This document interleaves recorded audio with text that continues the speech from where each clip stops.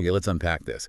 You brought us a very specific title today, UK Spouse Visa Updates and Financial Requirements for 2025. And it's, just a few words, but it feels packed with the pretty crucial signals for anyone thinking about living in the UK with their partner. So our deep dive today, it isn't just about analyzing the words on their own, but really understanding what this early signal means for your preparations. Exactly. And what's fascinating, I think, is just how much information that concise phrase actually carries. It immediately tells us there's this ongoing focus on the UK spouse visa, and specifically, it calls out the financial requirements. Plus, it gives us that clear time frame, 2025. It's essentially an early warning system. Absolutely. An early warning. And for our listener who might be, new to this whole process, the UK spouse visa, that's the one that lets a non-UK citizen join their partner who's British or settled here, right? That's the one, yes. And these financial requirements, they're the income levels. Yeah. Or savings. The hurdles you have to jump over financially. That's right. They're the crucial income or sometimes savings thresholds that applicants need to meet. Before these potential updates, could you maybe remind us what those requirements generally look like right now? Sure. So currently, to sponsor a partner, the main thing is demonstrating a minimum gross annual income. This usually comes from, say, employment, maybe self-employment, or sometimes significant savings instead.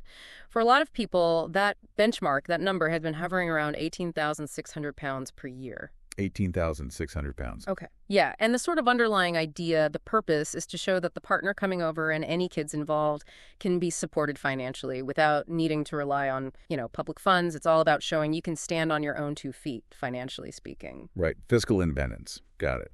So, okay, that's our baseline. Now, when we see updates, that specific word tied to financial requirements, and specifically for 2025, what kinds of changes are we, likely talking about? Because updates, like you said, isn't always good news in this visa world, is it? That's a really critical point. In visa policy, updates to financial requirements.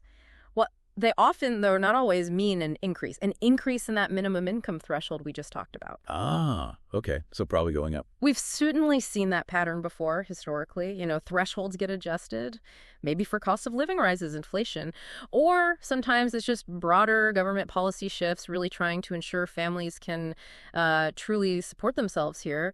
It could also mean changes to what kind of income counts, or maybe stricter rules about the proof you need to provide. That makes total sense. So it's not just vague changes. Yeah. It's changes to the money part. And that hits home. It directly impacts real-world planning for people listening. If you're looking at applying or maybe renewing a spouse visa, this isn't some abstract thing. It's a very specific heads up about the money side of things. Precisely. A heads up is a good way to put it.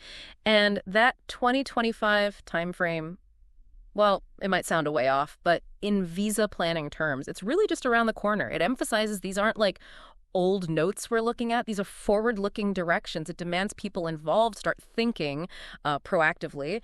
It implies these changes will affect applications put in from a certain point in 2025. Okay, so this title is a very direct signal in UK spouse visa updates, financial requirements 2025. Given that, what's the most urgent thing for our listeners to take away right now? What can they actually do even before we know the exact detail? Right. The most urgent thing, I'd say it's vigilance and preparation. 2 key things. Think of it like this. If you hear a storm warning, you don't wait for the first raindrop to check your roof, do you? You prepare beforehand. Good analogy. Yeah. So, for visa applicants, that means actively keeping an eye on the official sources, the gov.uk website. Look for those announcements. It also means, practically, looking at your own finances right now, how do they stack up against potentially new, potentially higher requirements? Maybe start gathering all your financial documents together now, being really thorough. And look, if your situation is a bit complicated, maybe think about talking to an immigration lawyer or advisor, just to understand the what-ifs. That's really practical, solid advice. So our deep dive into just this title, UK Spouse Visa Updates and Financial Requirements for 2025.